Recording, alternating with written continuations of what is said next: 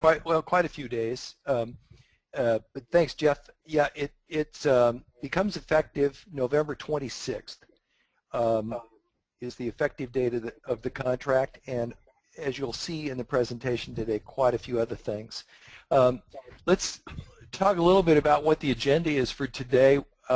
We are lucky enough to have some folks from Movement Mortgage who are going to give us a quick presentation on some loan issues and things going on in their market. And then we're going to get into the Residential Purchase Agreement, Part 1, Sections 1 through 12. There's so many changes that we're not going to be able to do this all in 1 hour. So we will be going through the first chunk of it today, and then we'll be covering any questions and answers.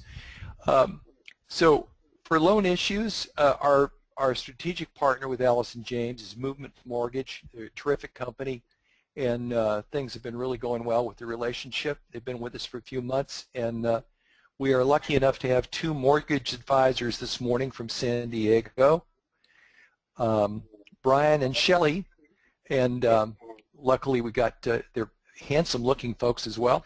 So I'll turn it over to Brian.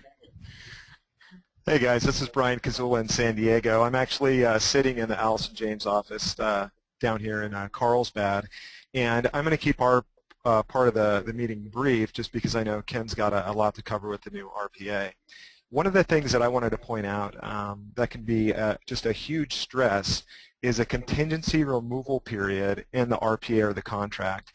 Coming up against that timeline when you're the buyer's agent and when you're the seller's agent, you know that you're coming up against what was the 17 days and you really haven't heard anything back on the appraisal or what's going on the approval. Well, as a realtor-centric company, Movement Mortgage has really helped alleviate that by offering the TBD approval. So we can get your borrower fully approved up front before you even get them in the car and start showing them property. And what we mean by that is not by just doing the quick approval, but submitting it to the underwriter, having the underwriter underwrite the file so that as soon as you get that offer accepted, all we really have to do is just press that button and get the appraisal ordered. That's what helps keep our timelines very tight. So I just want to mention that, and then I'm going to turn it over to Shelley. She's got a couple of things to mention regarding credit. Go ahead, Shelley. Thanks, Brian. Yeah, I just wanted to talk a little bit about, there's a lot of talk with changes. You guys are obviously dealing with contract changes. There's been a little bit of buzz online regarding changes that FICO is working to implement regarding medical collections and how to deal with collections. And the buzz was kind of that it would make these huge improvements if people were able to pay off their collections.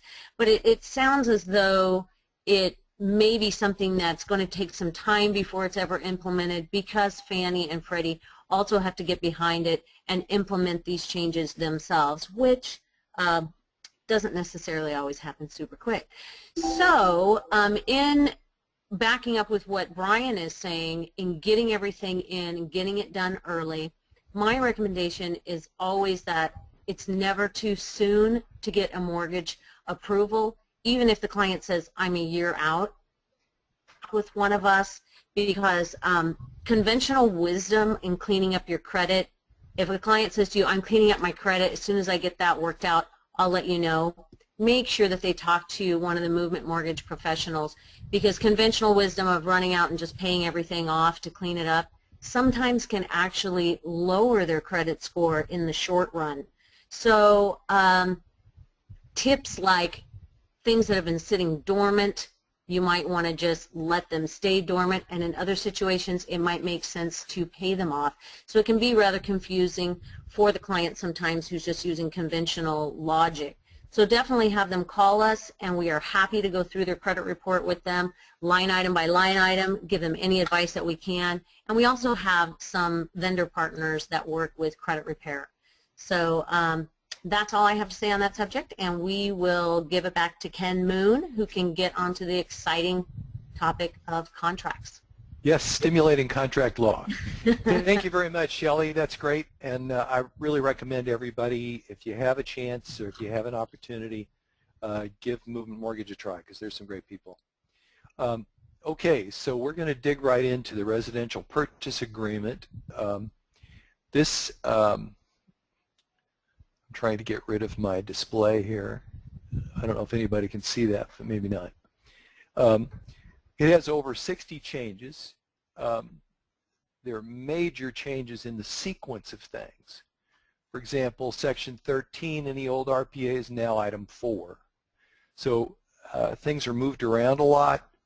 They're not going to be where you're familiar with them. And I really, really recommend everybody take some time and read this thing through because there's some enormous changes. There are lots of new forms referenced, and we'll be going through a list of all the forms that are referenced on the RPA. And old forms are gone. That wonderful wood-destroying pest addendum that everybody's familiar with, effective November 26th, that will no longer be with us. It has been sunsetted, as they call it. It will no longer be available. So, preliminary issues. I thought as long as we're talking about the contract and we should talk a little bit about really what this is. It's like all the forms that we get from California Association of Realtors. This is a form contract, but as you all know, we're not in a form business. Everything's different.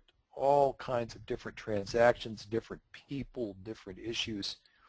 So what they're really giving us with this form contract is the opportunity, as an attorney that I learned all this from said, is they're giving you really a license to do a little practice of law. And we're not attorneys, so we want to be really careful that we understand what we're doing with these forms and that we know our duties to the client and the BRE regulations. Many people may not be aware of it, but the BRE regulations and the DRE regulations before that were all based on the Realtors Code of Ethics. So it's probably not something that we do in the hectic pace of our daily lives is go back and read the Code of Ethics, but it's really worthwhile to do once in a while because it does really clear things up for you. And it also is really important that you understand the MLS rules, the things that you can put in the MLS, how that affects your transaction, and just to stay out of trouble with the MLS. There are a lot of issues that I get questions on about not listing the seller exclude listing form and what you have to do with that. And the rules vary from MLS to MLS. We belong to a lot of them across the state. So it's just really important that you understand the MLS rules for your area. Preliminary issues when we're pulling out an RPA to make an offer is we want to make sure we've read the MLS data carefully. Are there any special instructions regarding the presentation of the offer? What kinds of things to consider? Market issues, competing offers. You probably all know this, but these are things that you want to make sure you take into consideration when you're making the offer. How solid is your client? Are there any possible compensation or procuring cause issues? Will the buyers and sellers be available? Communication and getting things signed. Is there an entity involved, like a trust or an LLC or a corporation? Does that affect what disclosures are going to be involved? Are there any unresolved questions on your client's part? Credit, moving? Any laws impact the property? And are there any tenant or occupancy issues and disclosure issues that would be important to your client? These are all things we want to keep in mind when we're making that offer. The RPA is an offer. It's also a contract. And a lot of people really aren't aware that the different addenda and counteroffers that we write are actually part of the contract, part of the agreement. So I would encourage everyone to be really careful when you write up an addendum, because what you're doing is writing contract language into your client's purchase. And it's important to be really careful about how we write things. Make sure it's clear. It's also an agency disclosure form, partially, and it's a set of escrow instructions. So it's a lot of stuff going on in the RPA. And then, of course, there's the counteroffer and multiple offers. Here are some of the forms that are referenced on the RPA in order. All the ones that are in red are new, effective November 26th. The possible representation of, we used to have just the DA form and both sides would sign it. Now we have possible representation of more than one buyer or seller. We have possible representation of more than one buyer, possible representation of more than one seller. So that's gotten a little more complicated. The one at the top there, the disclosure regarding real estate agency relationships, I don't know if everyone's aware of this, but unless you have one of those signed by your client, the commission aspect of your transaction is not binding. The commission provisions are not binding unless you have that AD form signed. That's California State Civil Code Section 2079. If you don't have that signed, that's why we make sure we're pretty adamant about that on the checklist. You don't get any commission. So the other forms that are referenced, and there's a long list of them. Some of these have been around for quite a while. Then there's the contingency for sale of buyer's property. It used to be, we do have a COP form, but it's been changed effective in November. The contingency for sale of buyer's property is all that's on the form. And then there's another form that covers the seller's purchase of replacement property. It used to be those were combined on one form, but that's all changing. The old addendum, there's a new backup offer addendum that's been added. Some of these everybody's familiar with. Buyer's inspection advisory has been modified. All these have been around for a while. And all these. And we've got a new contingency removal form. We've got a new cancellation of contract form. We've got a new notice of seller to perform and a new buyer's inspection election form. Request for repair has changed. The seller's response and buyer's reply to request for repair is a new form. Notice to the buyer to perform is a new form. And as you may know, one of the things that happens an awful lot in transactions is cancellations. When cancellations happen is that there's a lot of acrimony surrounding the deposit. Well, now they have two more forms for the buyer and for the seller to demand the release of the deposit. So those are new forms.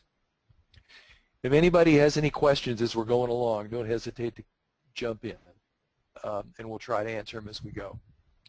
There's a new representative capacity signature addendum. That's so that if somebody's representing a trust or representing a LLC or corporation, it can define exactly what their capacity is and their authority. There's a new addendum to assign the agreement. If you buy something on behalf of an LLC and you want to assign it to that LLC, you need this addendum. There's a new seller counteroffer in addition to the new seller multiple counteroffer that came in toward the end of last year. The buyer's counteroffer is a different form than the seller's counteroffer. And then we have additional agent acknowledgement, additional broker acknowledgement. So lots of new forms. The first part of the RPA, Section 1 about entering the purchase price and all that is pretty much the same. There are a couple of little differences in terms of the default is to wire the funds. Not really a big deal. It's pretty self-explanatory, but if anybody has any questions about any of that, it's just in the interest of time. I didn't really get into sections that didn't make much difference the way they're written.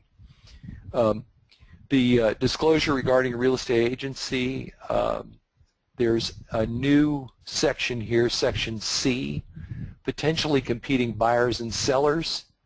The parties acknowledge receipt of possible representation of more than one buyer or seller. Oops, I got a typo there. Disclosure and consent. That's a new form that we need to use in exchange for the DA form we've been using in the past. And obviously the implication of all this is a lot of the checklists are going to be changed and updated effective around Thanksgiving. So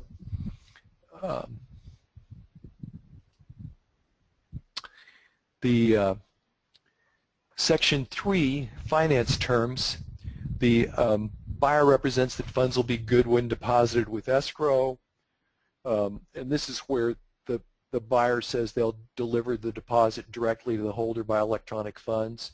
If they're going to do something else, they check one of these other boxes. Or if the buyer deposits it with the agent, they're saying that the buyer has given the deposit to by personal check or cashier check or whatever it is to the agent submitting the offer, and that'll be held unwashed. I did this in kind of a big hurry, everybody, so keep your deposits unwashed.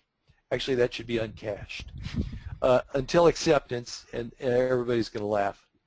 And then deposited with escrow holder within 3 business days after acceptance, or then you could put a different number of days. Deposit checks given to agent should be original signed check and not a copy. This second section here, the implication of this is that the default is Section 1. And if you go by the default here, you don't have to worry about any trust log or any of those kinds of issues. You just fill in the amount. If the order is accepted, the buyer wires the funds to escrow, everybody's happy, everything's done. If you go by number 2 and the buyer gives you his unwashed check, you end up having to make a trust log entry. So that's the big difference there. And as it mentions right here, there's a new section on increased deposit. They've always had something for increased deposit, but now it says that if the parties agree to liquidated damages in this agreement, they'll also agree to incorporate the increased deposit into the liquidated damages amount in the separate liquidated damages clause, C.A.R form RID, and when the increased deposit is delivered to escrow holder. Lots of new forms. Here's all cash offer, loans, it's all pretty much the same as before, but be sure to fill in the rates and points and all that sort of thing. I know a lot of times in the past people have just left that blank, but according to the attorney I spoke to, he said that can tend to imply that the buyer will accept any loan rate or points or anything and have no way to get out of the agreement. So it's a really good idea to fill in the rates and points and all that sort of thing. Little rewrite on the FHA section where they're talking about the seller payments of FHA or VA loan repairs, etc. He has no obligation to satisfy those, and that the amendatory clause should be a part of the transaction. Appraisal contingency and removal. This, if your agreement is contingent on a written appraisal of the property, the buyer, you're gonna see that there's some changes in numbers of days here for things. That they need to remove the appraisal contingency or cancel this agreement within 17 days after acceptance. It used to be everything was 17 days as a default, but now some things are 17, some things are 10, some things are 21 for a loan approval, for example. So you're going to need to make sure that you've got your calendar up and running and you know what your dates are that you need to go by on your transactions. Loan terms, loan applications. Within 3 or whatever dates are filled in, days after acceptance, buyer shall deliver to seller a letter from the buyer's loan broker, just a pre-qual or pre-approval of any new loan. The new stuff in here is if any loan specified as an adjustable rate loan, the pre-qual or pre-approval shall be based on the qualifying rate, not the initial loan rate. And then there's an option to attach a letter of approval with the offer, which of course is always a good idea. Buyer shall act diligently and in good faith to obtain the designated loans. Buyer qualification for the loan is a contingency of the agreement.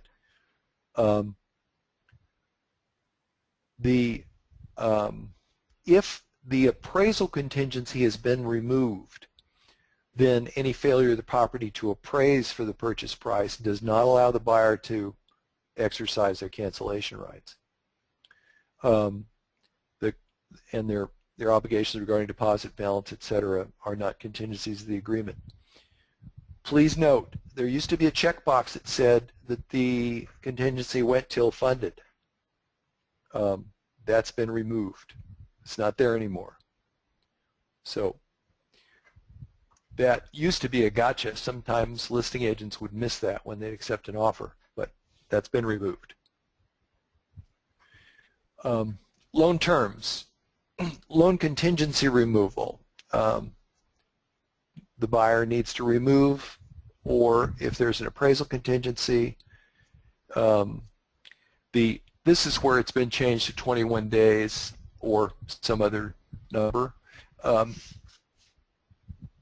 think I'm having a hard time seeing part of my screen here, so and I'm going to need to exit from this for just a second.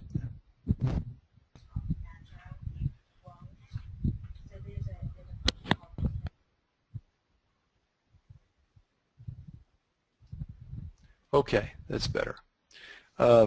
So this is where I was talking about that this is 21 days after acceptance.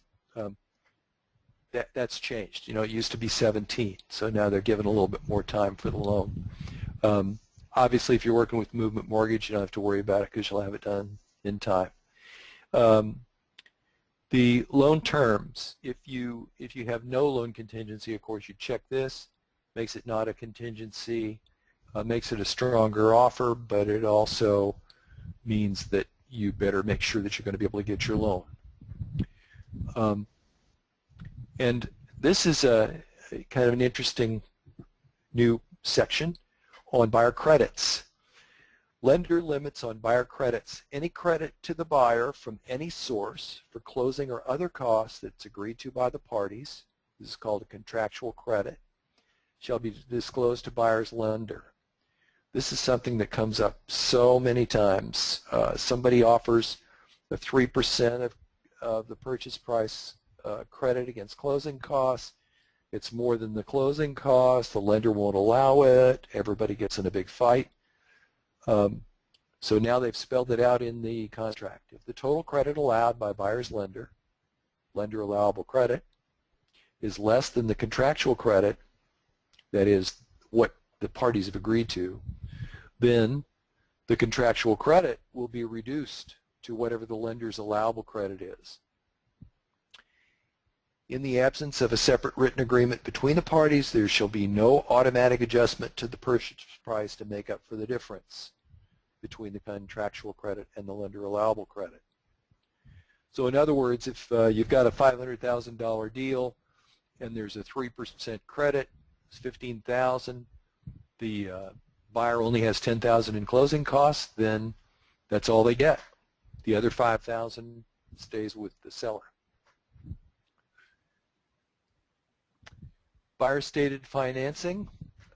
This is another, putting a little more teeth into when people come in with a conventional loan and end up providing an FHA loan, or say they're going to put 20% down and end up only having 10% to put down. It says that the seller is relying on buyer's representation of the type of financing specified, including but not limited to all cash, amount of down payment, etc. Seller has agreed to a specific closing date, purchase price, and on buyer's covenant concerning financing. The buyer shall pursue the financing specified in the agreement. Seller has no obligation to cooperate with buyer's efforts to obtain any financing other than that specified in the agreement, and the availability of any such alternate financing does not excuse the buyer from the obligation to purchase the property as specified.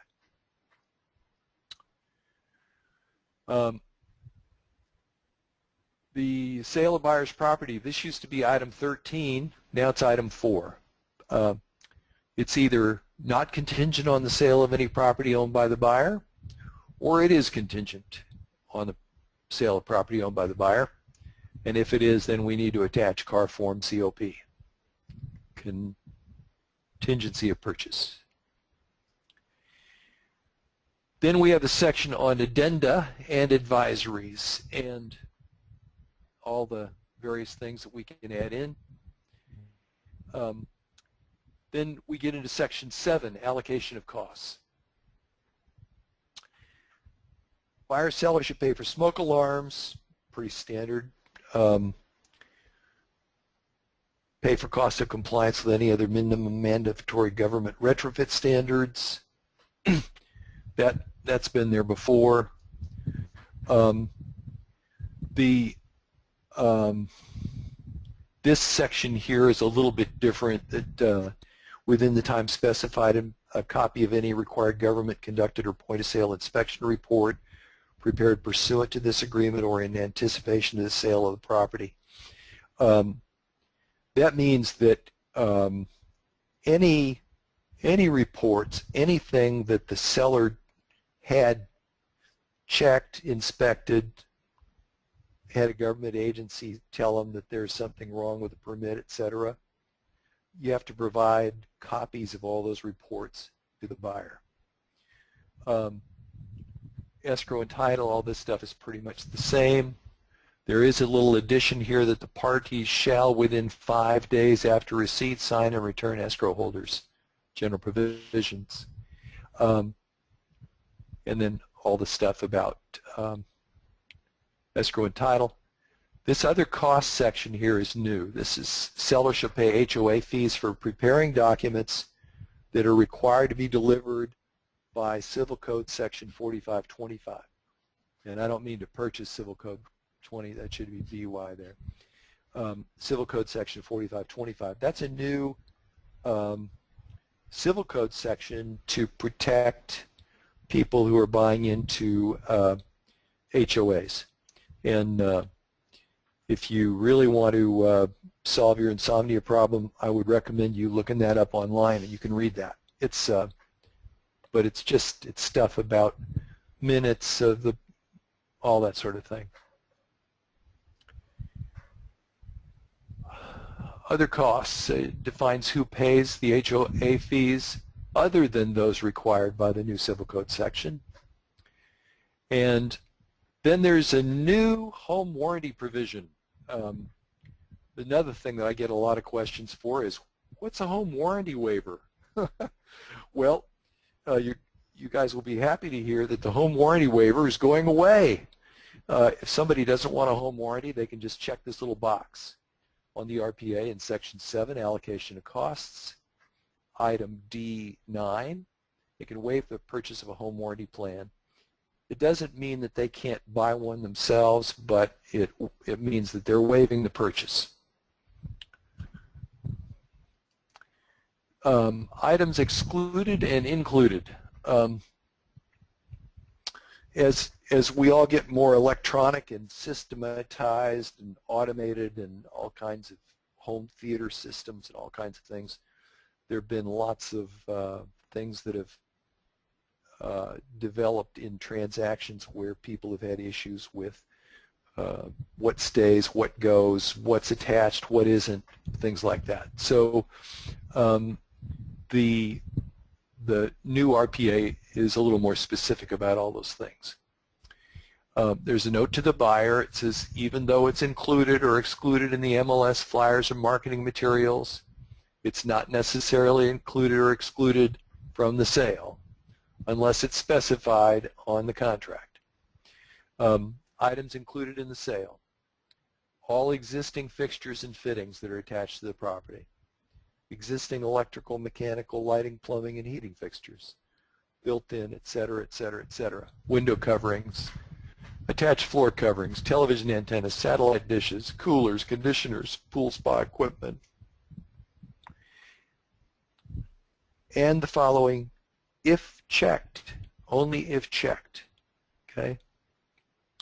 All stoves, except, you can have an exception. All refrigerators, except. All washers and dryers, except. Now, obviously, the implication here is that if none of these things are checked, then the stoves, refrigerators, washers, and dryers are not included. Okay?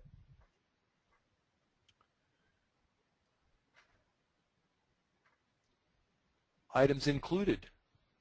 Existing integrated phone and home automation systems, internet-connected hardware or devices, control units other than non-dedicated mobile devices and computers, applicable software permissions, passwords, codes, and access information. Or you can say they're not included if you are excluding those items, if you check this box. A big section on things that are leased or have liens against them. The seller has to disclose if anything it's included in the sale is subject to a lien or is leased or under any other form of encumbrance. And they have to deliver any written materials, leases, warranties concerning the item. And this is a big deal here. Buyer's ability to assume any such lease or willingness to accept the property subject to any such lien or encumbrance is a condition of this agreement. So if the buyer can't assume one of those leases, they can cancel. Or if they don't want to, they can cancel. Items included in the sale, you can add some additional items there and seller representation that everything's clear unless it's stated otherwise, and that everything's transferred without seller warranty regardless of value.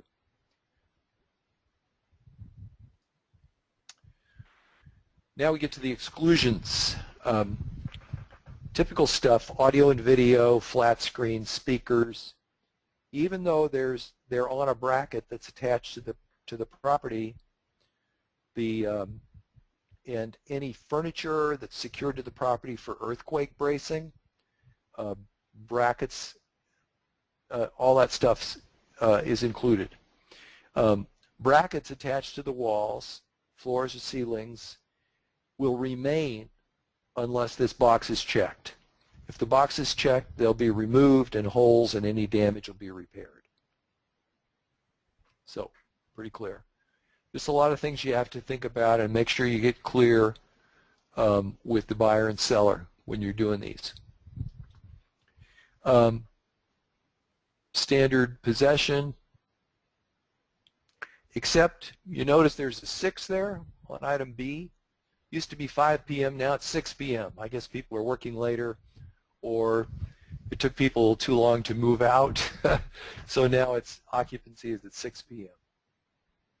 unless otherwise stated You got lots of other options here. If the seller remains in possession, is another thing that has come back to bite agents from time to time, is that sometimes people will agree that the seller can stay in possession for 5 days or 3 days or 14 days, but they don't put any kind of a form together that specifies exactly what the terms of that are and who's responsible for what, and etc. So by all means, if ever the seller is going to remain in possession after close of escrow, you need to sign one of these, you need to get one of these forms filled out. A separate occupancy agreement, if they're going to be there for less than 30 days, it's a new form SIP, or form RLAS for continued occupancy of 30 days or more, and the parties are advised to consult with the legal advisors about liability, damage, injury to persons and personal and real property, and consult with your lender about the impact of seller's occupancy on a buyer's loan. If you've got a loan as your own personal primary residence, this could be an issue with the lender, possibly. Tenant-occupied property, pretty standard. Or if tenant is going to remain in possession, the C.A.R form TIP, tenant possession. This little note you might want to take note of: if the seller is unable to deliver the property vacant, they may be in breach of the agreement. Even if it's because of a law, they may be in breach of the agreement.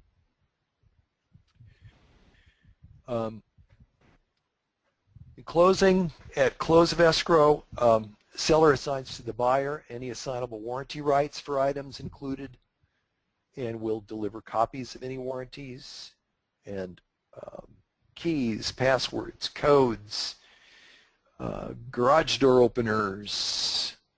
If there's common interest subdivision, they may have to pay a deposit to obtain the keys, but in general, this just says we turn over everything. Now we get into the really fun stuff, the statutory and other disclosures, including lead-based paint and cancellation rights. The applicable section of this is if required by law. Typically in California, you're only required by law to do the lead issues if the house is built before 1978, and that's what all these things are. Also, if the seller is exempt, like an REO or something like that, although those are not exempt from lead-based paint, but they're exempt from some other things. Statutory, they also have to provide completed disclosures. Statutory disclosures are the TDS, NHD, if they have any knowledge about controlled substances, a Mello-Roos, or any of those kinds of things, they need to put it on an SPQ or an SSD. Very important on every deal, if at all possible, unless they're exempt, is to get a TDS and an SPQ, and on every deal to get an AVID. We'll get to that next, but attorneys I've talked to say that the TDS and AVID are the two most important things you can have to try to protect yourself from litigation in a transaction. And the information on the C.A.R form, agent visual inspection disclosure, is something that's required by law. The first page of that AVID is actually a section straight out of California Civil Code regarding what the agent's obligations are. And disclosures that you get from a seller when you're representing a buyer. This little paragraph is kind of interesting. So when you're representing a buyer, any statutory disclosure required by this paragraph is considered fully completed if the seller has answered all questions and completed and signed the seller sections, and the listing agent has completed and signed the listing broker section, or if applicable, an agent visual inspection disclosure. So if that agent didn't sign it, if you can't get it back from the seller, if they haven't signed everything, that's not fully completed, and their obligation under the contract to provide you with these disclosures hasn't been fulfilled. Nothing about any of this, of course, relieves the buyer from his obligation to conduct a reasonably competent and diligent visual inspection. That's our side of it. As the buyer's agent, we have to do our AVID and identify any material facts affecting the value or desirability of the property. So this is just a little notice to buyer and seller that you can't waive any statutory lead disclosures, and unless you're exempt, you have to provide the TDS and the supplemental seller property questionnaire. So it also says that the buyer has to return signed copies to the seller. I know sometimes as listing agents we have a hard time getting disclosures back from the buyers. You can send a notice to perform, a notice to buyer to perform. It's part of the contract. They're obligated to return them. In the event seller or listing broker prior to close of escrow becomes aware of adverse conditions affecting the property, in other words, if something comes up after you've done the disclosures or sometime during the transaction, you have to provide an amended disclosure or notice in writing covering those items. Except, there's a little out clause here. However, it's not required for something that the buyer's aware of. In other words, if the buyer found it out through an inspection, you don't have to change your disclosure. But it's a little gray there, so I would recommend changing the disclosure if you've missed something. This last section, A7 here, is if it's delivered to buyer after the offers is signed, a disclosure, the buyer has a right to cancel within 3 days after delivery or 5 days after delivery by mail. This is a little modification of the 17-day cancellation contingency. If you get a disclosure on the 16th day and it's sent by mail, you have 5 days before you have to cancel. You don't have just 1 day to the removal of contingencies. Natural and environmental hazard disclosures, earthquake guides, all that stuff on the checklist. This just says we have to deliver it.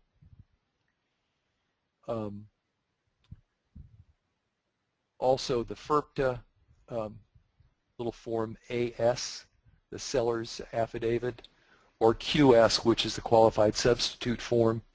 We have to have those, or else escrow has to withhold taxes from the seller's proceeds.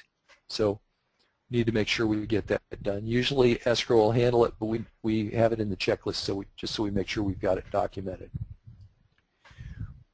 Megan's Law database. The big thing about this is everybody's pretty familiar with Megan's Law database.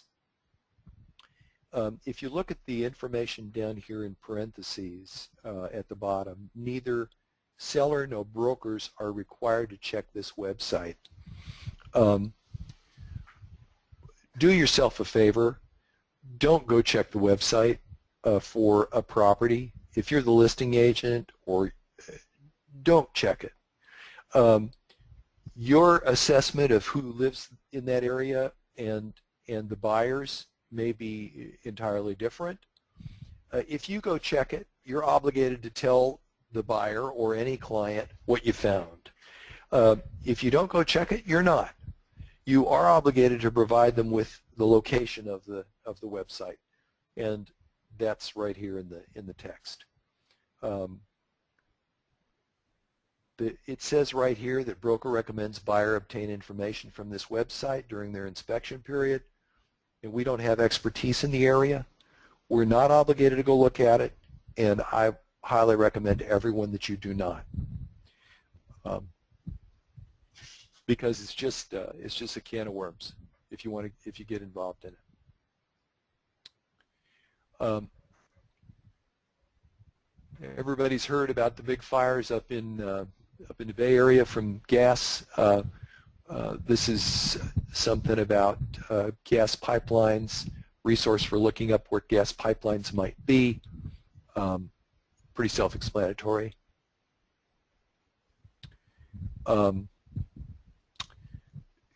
The HOA forms, the seller has 3 days to request those forms to give to the buyer.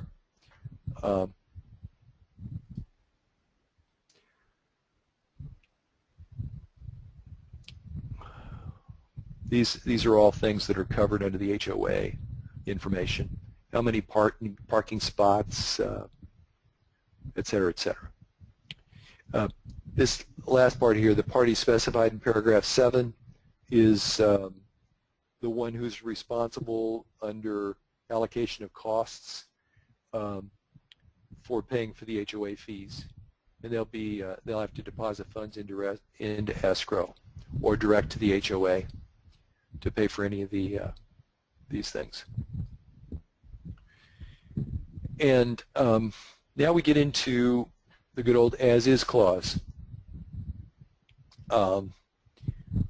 This is something that I guess people sometimes are a little fuzzy about. The contract has always been that the property is sold as is in its present physical condition as of the date of acceptance. However, and this next section is just to say that it's all going to be maintained the same way until closed, and that all debris and personal property not included shall be removed by close of escrow. A lot of times it's a little difficult to enforce some of this stuff, but these are the terms of the agreement. Now, none of that precludes the buyer from doing their own investigations, and as you'll see here at the end of section B, requesting that seller make repairs or take other action or cancel. So yeah, it's as is, but the buyer gets to go check it out, figure out what they think is going on, and ask for changes. So not much change in there, just clarified it a little bit.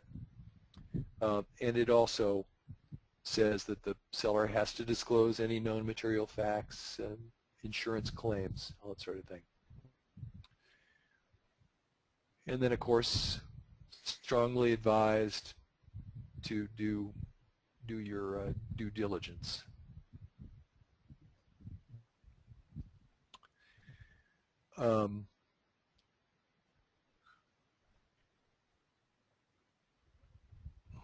Just says we can do buyer investigations, inspect for wood destroying pests.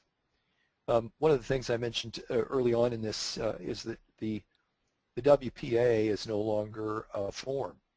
Well, this is where the contract talks about wood destroying pest stuff. And I apologize for some of the typos in here, but I hope you guys will get the drift. This specifies what's covered, that it covers the main building and attached structures, and it may cover detached structures, but does not include water tests of shower pans, et cetera, et cetera, et cetera.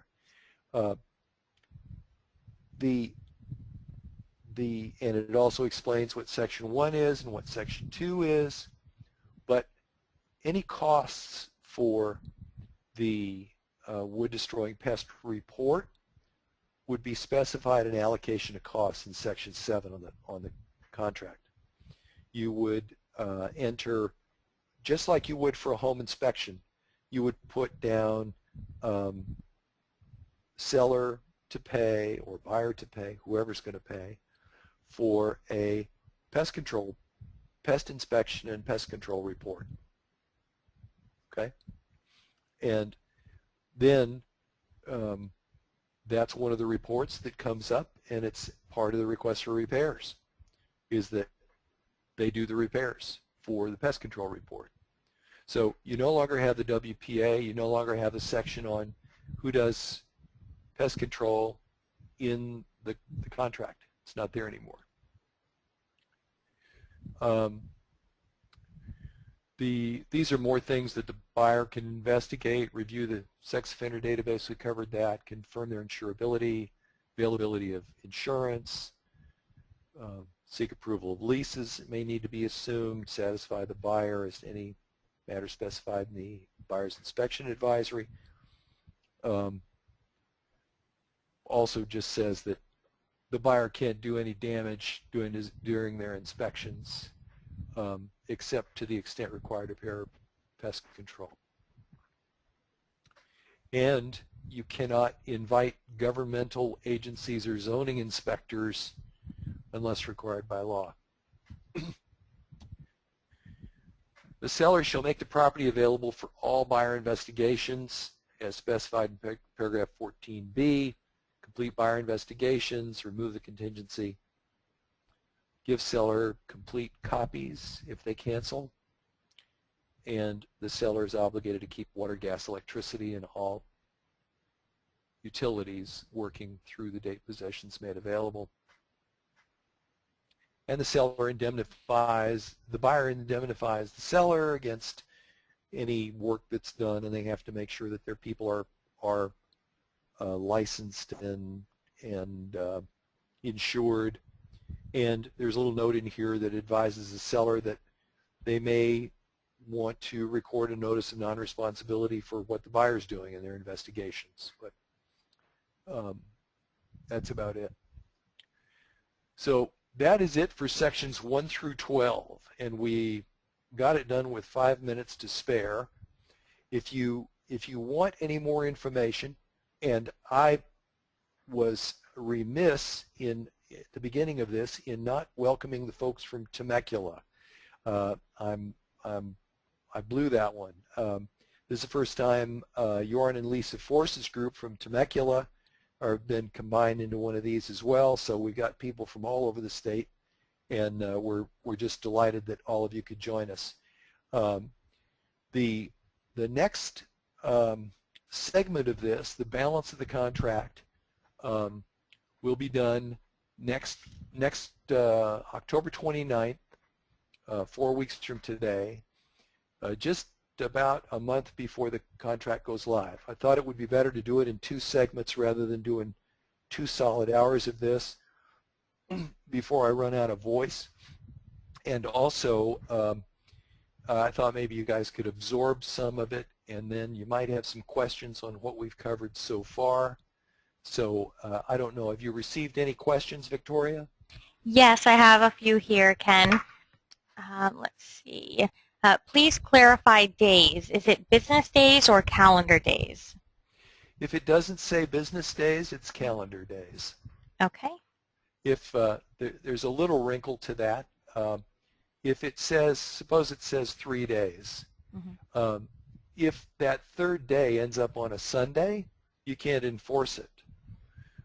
If it's on a day that's not a business day, you can't enforce it. But suppose it says 3 days and you're counting from Friday. Mm-hmm. Then you've got Saturday, Sunday, Monday. Monday is the 3rd day, and you can enforce it on the 3rd day, Okay. even though those aren't business days in between, they're calendar days. Mm-hmm. Okay, let's see here. Who is exempt from doing the TDS? Are investors doing flips exempt? I was told they are not. Just wanted to clarify. Well, normally, people who have not lived in the property, REOs are definitely exempt from doing a TDS.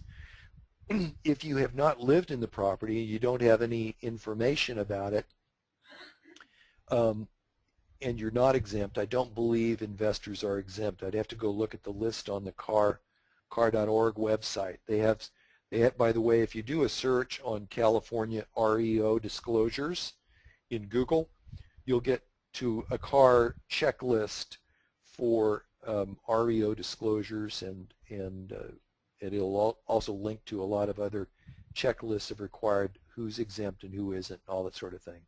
Very helpful. But it's my understanding that if somebody does a flip, if they buy the property, they make a bunch of changes to the property, then they probably would want to fill out a TDS and talk about what changes they made.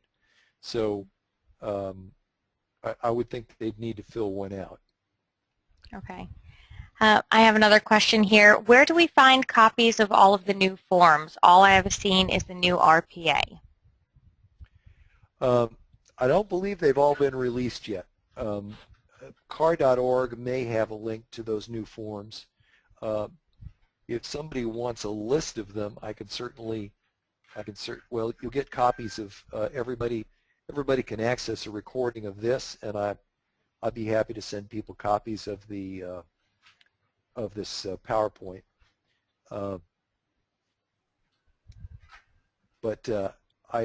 That's a good question. I will try to find that out and have it for everybody on the next one as to where we can access all those forms.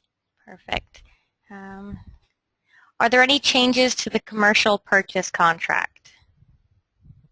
Not that I'm aware of. Okay. And it looks as though I think that is it for right now. Does anyone have any other questions?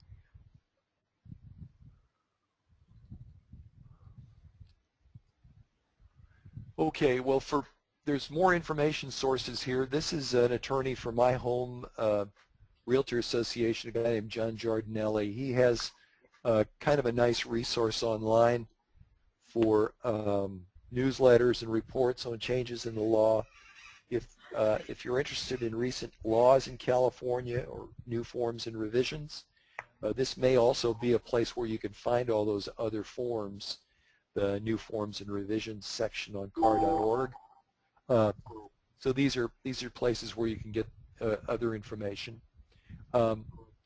Next broker roundtable will be RPA Part 2, just when you thought it was safe to write an offer. And please, everybody, read your emails.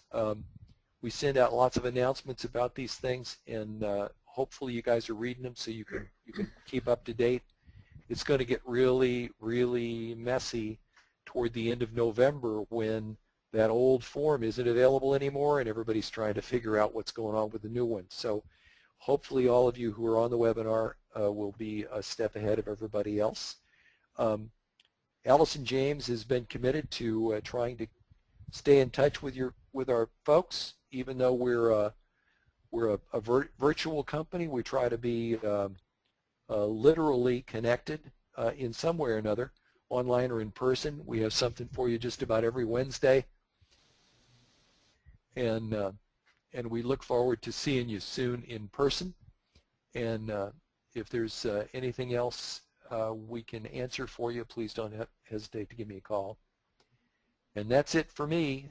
Thanks everybody for attending, and thanks Jeff, and thanks Joran and your group, and also Movement Mortgage for being here. We appreciate your help. Bye everybody. Okay, thank you everyone.